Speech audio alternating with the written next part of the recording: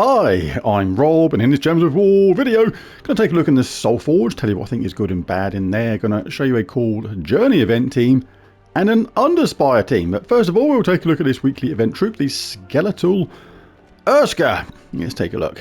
Deals magic +3 damage to an enemy, then converts 6 gems of one of their mana colours to skulls. Okay, so no control over what they do regarding that. Converting the mana colour to skulls, unless it's a single colour, of course. And even then, this is a low amount of that colour on the board, you can't really tell what that's going to change to skulls. So it's dangerous. Obviously, you can cast it with the element of safety if you've got the top troop entangled. Then if it goes wrong, if it backfires, you're not going to get any serious retaliation. So it can be okay. The traits aren't very good though. Immune to poison, disease, lycanthropy and death mark is alright. First one's typically vaguely useless, but rotting soul, oh god, 25% chance to create a decaying gem when my turn begins. A heroic gem that generally works against the player. So yeah, actually, I was going to give it, you know, I was going to give it between 5 and 6 maybe, because that's got potential if you make sure the top troop's entangled to be half decent, vaguely usable, especially if you're a newer player. But because of that stupid thing with the decaying gem, I'm going to give it a mere 5 out of 10 for you, matey boy. So same as ever though, always get this up to mythic level if you can. Always good to have as many troops to mythic level as possible, and it only costs some glory to do so, so not too bad. Anyway, I suspect my wife has been pouring glue on my antique gun collection. She denies it, but I'm sticking to my guns. Yes.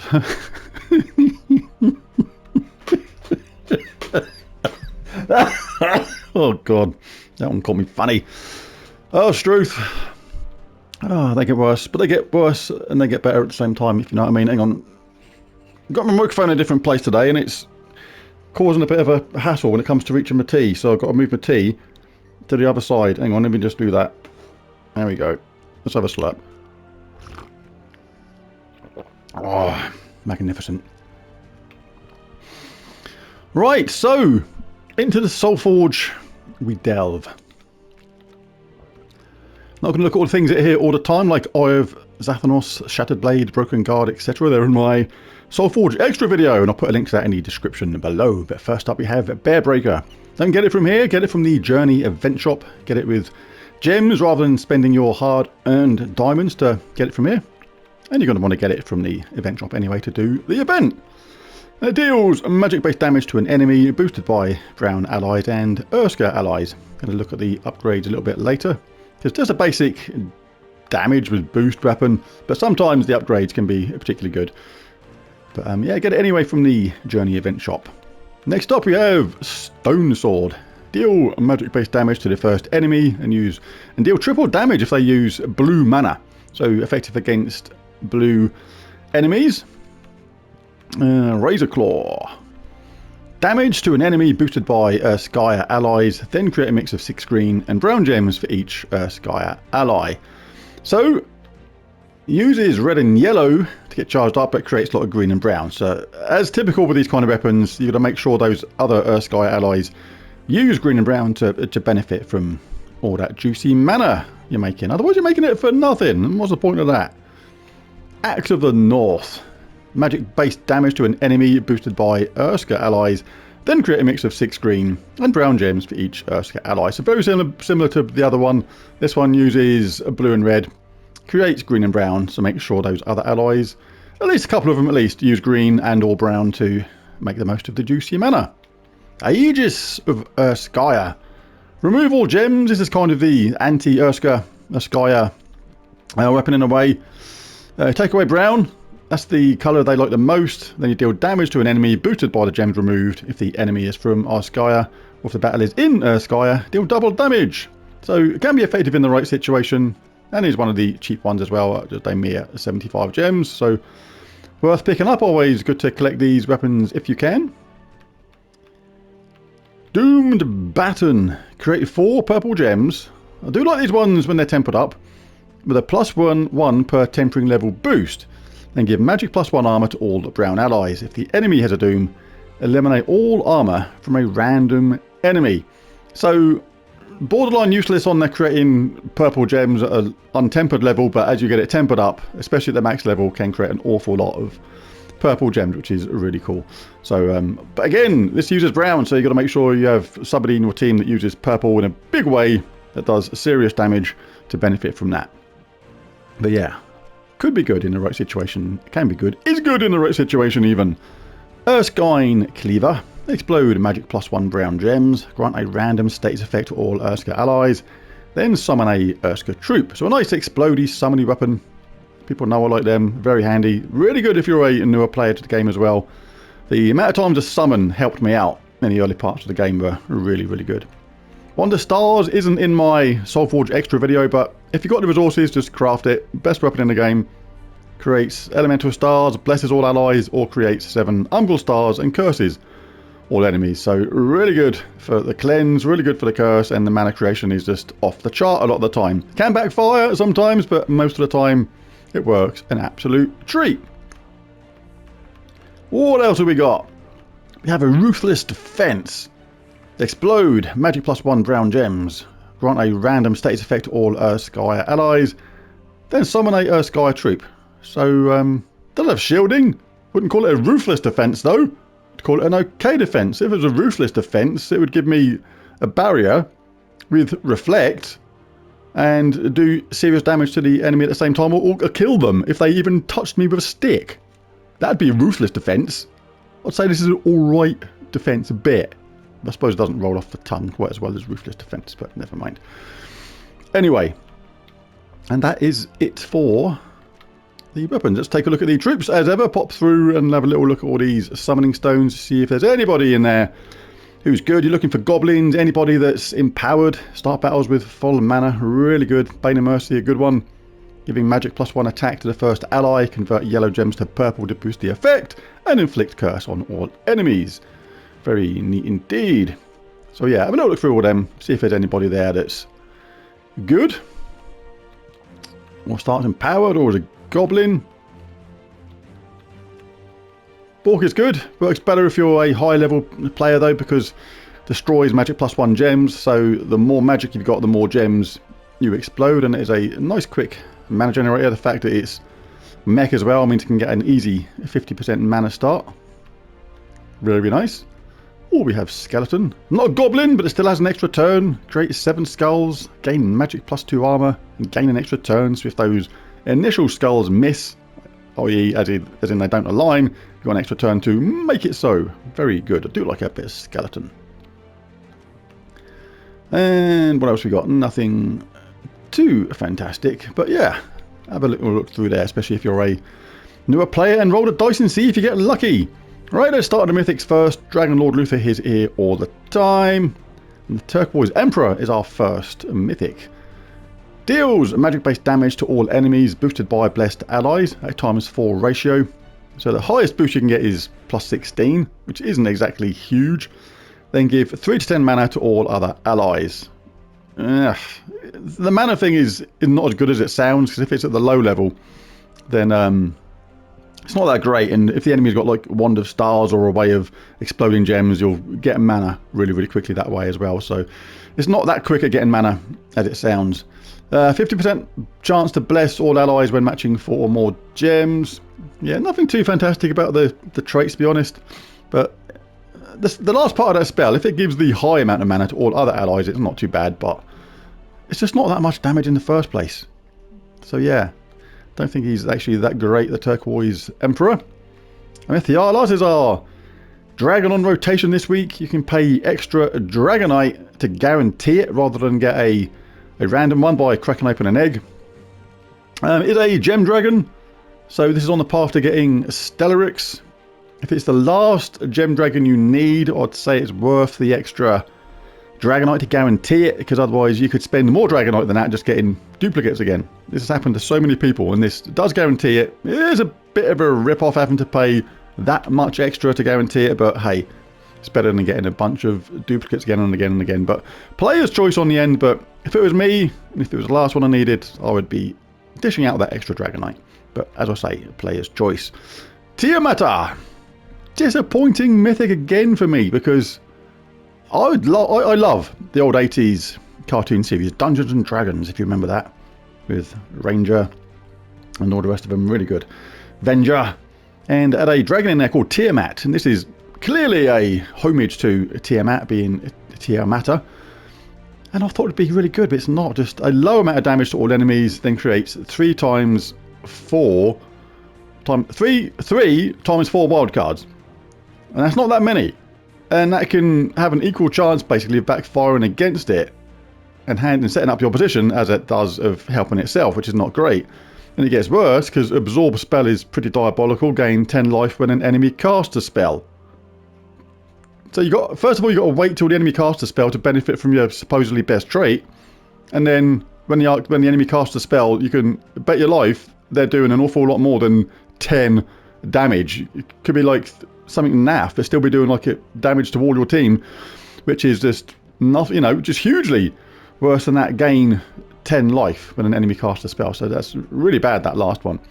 And the wild magic, 25% chance to create a ×2 wild card when matching 4 or more gems is all right, and reduced damage from skulls is always useful, but nothing special about Tiamat at all, which is a bit of a disappointment considering it was the homage to Dungeons and Dragons, to me anyway. Crikey, another disappointing mythic. Is this disappointing mythic week or what? Astral Mother. Astral, why bother, more like it. Remove all gems of a chosen colour with no effect. That's one of the worst things about it. You get other troops like the Grey King, remove all gems of a colour chosen and with full effect. So this is no. You can understand it being with no effect if the rest of the spell was overpowered or really good, but it's not. Then deal magic-based true scatter damage boosted by gems removed. That's really low amount of damage. Okay, so that's that, but surely the traits must be amazing then, because this is 24 mana cost. Alloyed Centaurs gain 2 life. Impervious. And a 40% chance to give Reflect to a random ally when my turn begins. Whoopee-doo! You trot off with your stupid hooves and funny horns and stuff. Yeah, rubbish. Who's the last one? Vastagan. Not too bad. Devour an ally. Sounds weird, that's part of the spell, but then summon a daemon if the ally is devoured. Then deal magic-based true scatter damage boosted by my life. Now remember, when you devour someone, you're going to pick up their attack, life and armor, so that is going to boost your life. So that scatter damage will be boosted by the ally you devoured, and if you've done it correctly, you'll get a ally back in the first place who's a daemon. So not too bad. It's actually pretty good when used properly. It's impervious as well, which is good, and curse a random enemy when matching brown gems is alright as well. But again, not top tier, but still pretty useful if used in the correct way. Right, let's take a look at the legendaries quick. There's one down here I spotted earlier. With Ashkar, convert all purple gems to Doom Skulls. If there's an Eldritch minion on my team, create 3 more Doom Skulls. Then summon an Eldritch minion. Simple as that, but it's still okay. And Malady Curse is alright. Independent 25% chances to inflict Curse or Death Mark on a random enemy when matching 4 or more gems. And is impervious too, so yeah, Uvashkar's alright. Who's next? King Mikhail. Very good troop this, like it a lot. Explode a row, gets mana, and you can target heroic gems and things like that. Works really well with other troops like Theodorovich, where you get those Wisp gems, and you can take those Wisp gems out with the explosion and see what happens if you get charged up one of your super powerful troops, your Stellarix, your Zolgoth, whatever. Then deal magic-based damage to all enemies and deal 9 more damage if I am enraged, which is really easy to get enraged because all he's got to do is get some brown and he gets enraged. As well as gaining 3 to all skills if in first position. So yeah, King Mikhail, really good. Forest Guardian, excellent as well. All beast allies start with 50% mana, one of the good things about it. And transform purple gems to skulls and brown to green. And allied beasts get barrier. Barrier is really good, so in an all beast team, barrier the whole team. You look at that transform properly and you can get a 4 match. Really good. Do like a bit of Forest Guardian. Imp of Love is February. Deal scatter damage based on your magic and charm a random enemy. If I am wounded, either bless all allies or give 3 magic to all other Allies and gain 8 magic on red gem matches can seriously boost up that scatter damage at the same time. So pretty good. And charm can be powerful as well. If the enemies buffed himself up and sort of things like that, they go around bashing their own team up, which is quite a little bit of fun to watch at the same time. But who gets my... why am I doing that? Mythic of the week. Let's keep calm here. Let's take a sip of tea and calm down. Right. Everything's under control again. Who gets my... no, Mythic of the week. It's not you, Astral Mother. You're rubbish. Tiamat, you're disappointing. Turquoise Emperor... who? You're disappointing too. So it has to go to Vashtagan. How about that? Good though. Devour an ally and then summon a daemon if the ally is devoured. Then deal true scatter damage, which will be boosted already because of the devoured an ally part, boosted by life. So yeah, Vashtagan gets my Mythic of the week. Now onto the Journey team. Right, so Journey, you must use the event captain, in this case it's Ivar Longclaw, in your team to benefit from that ×2 magic, and the trait given a ×2 to ×3 score that basically translates into miles. So to do that, you have to get that from the shop, but we'll come to that in just a second, because this is by far, I think, the worst lineup of troops we've ever had for a Journey event. That's the weapon I'm probably going to use, but let's just take a look at the troops, because the key to Journey event is basically to create as much of the relevant colour as you can to loop as much as possible. Because to get maximum miles in a Journey event, you have to complete each battle in 10 rounds or less. A round being your turn, including extra turns, the enemy's turn, including extra turns, comes back to you. That is one complete round, and you have to complete the battle in 10 rounds. So to do that, especially on the harder levels, you need a looping mechanic. But there's literally nobody here in any of these troops to help out with creation of brown. No one even gives like a brown gem when your turn begins or something like that to help out like that. It's just literally just it's terrible. It's like no one there at all. That's going to create mana, explode in a row. But it's not going to... You're relying on pure luck to see if it generates an extra turn or not. I mean, you are anyway, because of the way the event works, relying on luck a bit. But there's literally no one here which converts a colour to brown, or another colour that creates green gems. That's no good. But there's literally no one here, and there's not a lot of choice either. It's literally terrible. So I think the only way to go about this is to buy multiples of the troop that we get from the shop. So what we're going to do is we're going to go there. Now I'm not going to buy this straight away. If you do this straight away, it might mess it up. So I'm going to buy the tier 1 like that. And at tier 2, you get the Ivar Longclaw guaranteed. So we do that. I mean, you can get the tier 3 straight away to pick up the weapon. I'm going to do that as well. Why not? Let's get the weapon. But from this point, to make it the cheapest way possible, I'm now going to go back and I'm going to ascend my Ivar Longclaw to Mythic. Let's do this. Go to upgradable. Oh, I've got a couple here still to do. Right, so let's get him sorted out. What am I doing? Orbs. There we go. So 2 Orbs of Ascension. We'll get him to Mythic. So that's already him on Mythic. So we're going to get the maximum miles we can from that as well. So in fact, I'm going to do this at the same time. Using all these Orbs of Wisdom basically saves other resources like Celestials and things like that, because often you need Celestials to upgrade those things like that. I'll do it. I'll press the right button in a minute. Alright, and get him to level 20. Alright, job done. So there's one of our Longclaw faces on Mythic. So what we do now, we pop back into the shop and we buy the next tier. We get another 5 guaranteed. So this is going to be overkill now. We've now got too many of them. But the fact is, now we've got multiples of this troop, which is really good. Might as well collect this while we're here. Thank you very much. Indeedy. Right, so always go to the highest miles that you can to get as many points as you can. Edit the team, and it's just a simple case now of just chucking in Mr. Longclaw. So we've got 3 of him, a lot of that. Damage to an enemy, then create 2 brown gems boosted by Sky allies. So you have to make sure you're Sky at the same time. And that is it. Just create a load of brown gems, do the damage. With the Doom Spade, we're going to do damage again to the first 2 enemies, but with a +2 per champion level boost, then create 2 brown gems for each brown ally and enemy. And if the enemy has a Doom, create a random status effect. So basically we're going to create brown gems automatically through an all brown team, and if there's brown enemies as well, then we create more and more brown gems, which is really, really cool. But regarding the class, I'm going to start in a Sentinel class for this.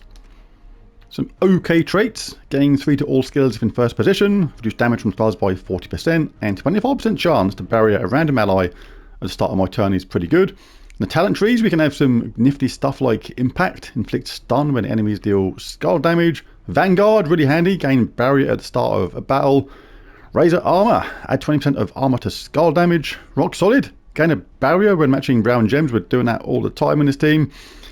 Banishment, Stone Mastery, up to you, your choice, whatever you find handy. Even Inspiration is quite good, so player's choice on that. The spell is good, but it's all about brown, so gain extra brown, get things done as quickly as possible. And again, Fortitude or Urska Major is player's choice, but I prefer myself a bit of Fortitude. I do not want to be stunned, thank you. Right, should that be happening? And I've still got to do the banner, rock banner, so we're going to go to brown, want lots of brown for this. Brown and yellow. If I'm looking for brown and yellow, then anything else below that doesn't really matter. We got the opposite, yellow and brown. That will do. The eagle banner. Right, so let's jump in and have a look. So no super quick start on this. So it's the first start. It might be better to start with a Medal of Anu. Hang on, let's collect me stuff. Let's just chuck an Anu in there because we do want to get things done as quickly as possible. 20% starting mana. Right, and just jump back in again. Fight. So as ever, this is okay to start with, but when things get tricky, then it's always worth switching to Elementalist class. Elementalist class really good for this as well. So you can have a Dust Storm as well as part of the talent trees for that. So we're going to do damage, then create 2 brown gems boosted by Urska allies. Let's get rid of them. That charged up the spadey thing. That gets rid of 2 more. Charge up the team and repeats. So yeah, fairly straightforward at first. Things will get trickier later, no question about it. But like I say, things start getting a bit hairy, a bit dicey. Then switch to Elementalist class. All those 4 matches, you're going to get that Stern Bun. Stern Bun? Stun, Burn, Freeze, and Entangle. Every time you get a 4 match, which is really, really cool. But for this, you want to get as much brown and yellow as possible. Who's going to get there first? Well, that's going to get there first, technically, so if I get that, that's going to be good. We can get rid of that Valraven. You want to target that as quickly as possible. Get those extra sigils in the bag. That is charged up. This, we kill them. There was extra brown enemies there, so we get extra creation of brown from that, and that gets a job done. And let's go to this one, and then we'll jump forward a bit and see what happens when things get a little bit tougher.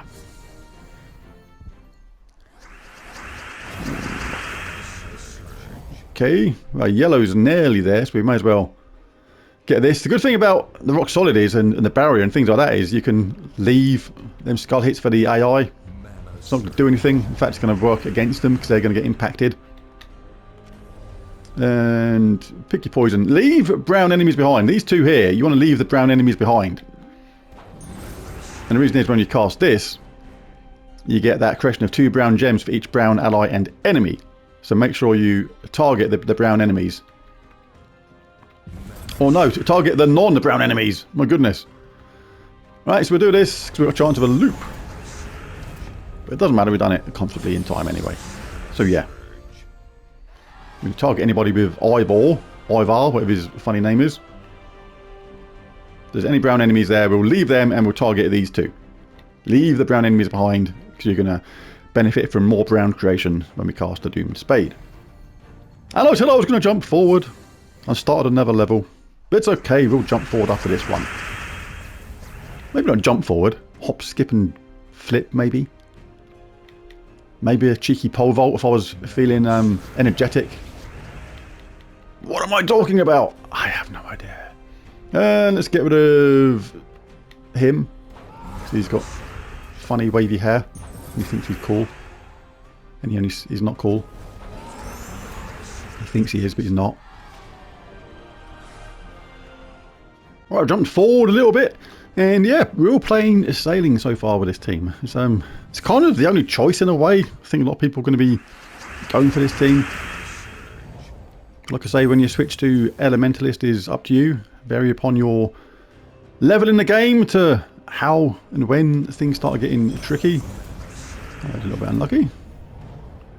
Let's collect the yellow next. Make sure we get our eyeballs charged up. And it's good to collect yellow if you can, because basically you want to leave some brown on the board if possible. So when you cast these, you're going to get that extra chance of getting a 4-match, which is what you want to do. Right, so no. Oh, we've got one brown enemy there, so we are going to get a small amount of extra from this. But not anymore, because we've just killed them. It's good to have multiples of these as well, because you get that ×2 magic, so really, really good. And now get the job done. A bit of a slow one, though. Depends upon your luck how the brown works out sometimes. How quickly things go. But you do want to make sure that when you hit with your eyeball, you don't hit the brown enemies. You make sure you leave any brown enemies oh, excuse me, behind, so you get extra brown from the Doomed Spade. Right, let's collect that. So it's going to be the kind of thing we need. And let's collect some yellow. Get the brown going with our eyeball. Who should we pick on first? Let's give them a wallop. Now we're going to get rid of them when we cast this. Soften everybody else up, or the next one down up as well. And we've got all 3 eyeballs ready to cast, so this is pretty cool. We'll, what should we do first? Let's give them a wallop. Because I'm going to cast this, you can get rid of the first 2 troops. Again, didn't get the loop, that's a bit unlucky, but hey ho, it is what it is. When you get multiple chances of 4 matches, I always take him from the top to the bottom. Like if there was a 4-match down here, and it was over to the left a little bit, for example, it might mess up any 4 matches above. So I always take them top to bottom. Nice little tip there. Get rid of them. Right, let's see if we can get a bit of a quicker one going. I've not had much luck with the loopy doopy so far. Can't come into a pub waving an hammer around, can ya? Come on. Think about it. Muppet. Right, so no obvious 4 matches. Oh, we've got one there. Look, if we take this, we're going to get a extra turn there. And what else we got? Not a lot is what we got. Always good to get that rock solid barrier though by collecting brown. We are up next round. But always good to get the brown when we can. Alright, so again, what I'm going to do is target somebody first with an Ivar, what his funny name is. That creates a lot of brown. So when we cast this, we've got a better chance of getting a loop going, because we've got extra brown troops here. He uses brown. So today, so this is going to create 12 brown gems, and we'd be a little bit unlucky not to get an extra turn. So we are officially a little bit unlucky, but we can do it again. And tell the game to stop messing around and stop being annoying.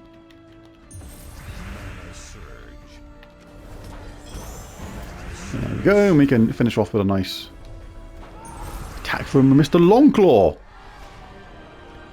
Right, let's do the 75 miles battle, and we'll call the Journey event video a day. Journey event video, do you know what you are? Do you? You're a day. Yes, I know. It never gets old. Or maybe it does. Right, so let's do this. Let's soften somebody up. Let's give them a bit of a reducer.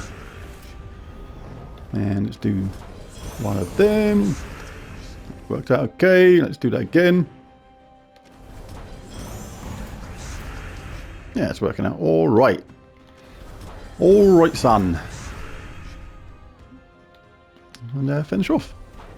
Right, so there it is. There's the Journey team. No lost miles so far, but as ever, do switch to Elementalist class if you start to find things becoming tricky. I'll just show how you want to set that up as well, because it's actually pretty important. You get that awesome stun, freeze, burn and entangle on a 4-match anyway, which is really important to save you from skull hits, which become particularly devastating later on. But regarding the talent trees, these two are always good. But the ones you want to absolutely make sure you got are Storm Aura. Create a dust storm at the start. The more brown you got, the better it's going to be. And Rock Solid. Again, a barrier red matching brown gem is to give you extra safety. And you can even have some Stone Mastery as well to get some bonus brown. So really, really good. Is Elementalist for this, but there's the Journey team. Right, now onto the Underspire team. And there's a few different ways you can actually go about this, which is quite a lot of fun. But I'm going to go with 2 times King Mikhail, Ruthless Defense, and Urskula. All Urska allies start with 50% mana, which is pretty cool, and can help out with some scatter damage at the same time. Boosted by enraged allies, and enrage all allies, and give them 6 attack, which is pretty cool because King Mikhail gets enraged really, really easily. He explodes a row, gaining mana for the team, and then does magic-based damage to all enemies and deal 9 more if he's enraged, which he gets enraged just by collecting some brown. So I'm presuming that brown is actually some other bear doo-doos that he treads in when going through the woods, and that makes him really angry, and he just bashes people extra hard. And even, excuse me, and even gains 3 to all skills if in first position, which he will be. Ruthless Defense is available from the Soulforge right now, so if you haven't got it, you can get it from there. Explodes magic +1 brown gems, gives a random status effect to all Urskaya allies, and summons an Urskaya troop. So if you get a little bit unlucky with this and you lose your King Mikhail from the top, then you can actually summon another troop in, which is cool, and you get all those lovely status effects and mana gen at the same time. Right, we're going to remain in Sentinel class for this.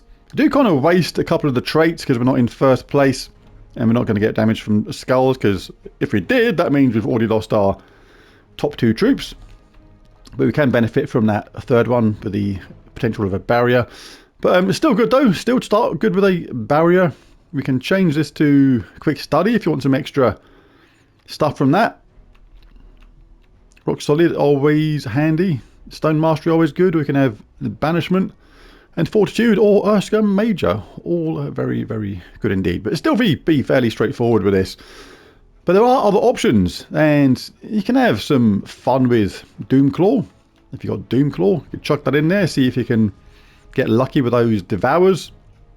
You can even have a little bit of fun with Theodorovich. Works really, really well with King Mikhail. If you swap out one King Mikhail for a Theodorovich, and it creates a wish gem when its turn begins, you can actually destroy or explode that wish gem with King Mikhail, and then get the whole team charged up potentially nice and quickly. And a little bit of fun there with that one. But yeah, I'm going to just go with this one. It should be fairly straightforward for now. 3 lots of our team all doing damage, the other one providing mana, status effects, and a summon should we need it. So no more brown, no more yellow. That's a absolute shambles. Alright, so well, if we're not going to get our mana normally, we'll collect it by exploding gems. Then do some damage with it's not going to matter what gem we explode at first, what row we explode at first, because we're going to be destroying everybody in one go. Right, let's get me Lantern from Gold Chain, Purple Gem, Belt Hat. Man. What? Alright, let's do the Ghostly Tomb. Sounds scary. I'm not afraid of ghosts. I'm afraid no ghost. We'll get that anyway, just in case it causes anything else to occur from above. Get that for yellow at the same time. Happy days. But you can actually generate extra turns from this if you have a look, because you explode a row. If you take a look around, because remember when you explode a row, you can explode the row you're in and the one above and below it. So you can look around and actually generate extra mana from that when it becomes relevant. At the moment it's not going to matter because we're wiping out in one go, of course, but don't just pick any old row is what I'm saying when you use King Mikhail, because especially for early players, really important to generate as much mana as you can. We'll have a little bit of that with egg on top. Egg on top? Why egg on top? Yeah, let's get this actually, because then we can explode some stuff and get status effects at the same time, which is always cool. Always cool. Let's do that. So yeah, fairly straightforward team to use. It's going to slow down a little bit when things get tougher, when the enemy gets tankier. That's the way it goes. Some yellow at the same time. Kaboosh them all out of there in a single wallop. But yeah, there are other options with mythic troops and things like that. I mean, swapping out one of those King Mikhails for Theodorovich is not a bad shout, but even better if you got like a mythic in a team, like a Doomclaw or something, or Bieska. Not the greatest mythics in the world, but this will be consistent. Can do a lot of damage with it. Very easy to get enraged. Managing all over the place. Right, but that will do, I think. Pretty easy the way that team works. But there it is. There's the Soulforge review, the Journey team, and the Underspire team. If you enjoyed the video, it'd be really cool if you bash that like and subscribe button. It really does help. And most of all, thanks for watching, and I'll catch you again in the next one. And remember to take off things like the Medal of Anu. That was a rookie mistake.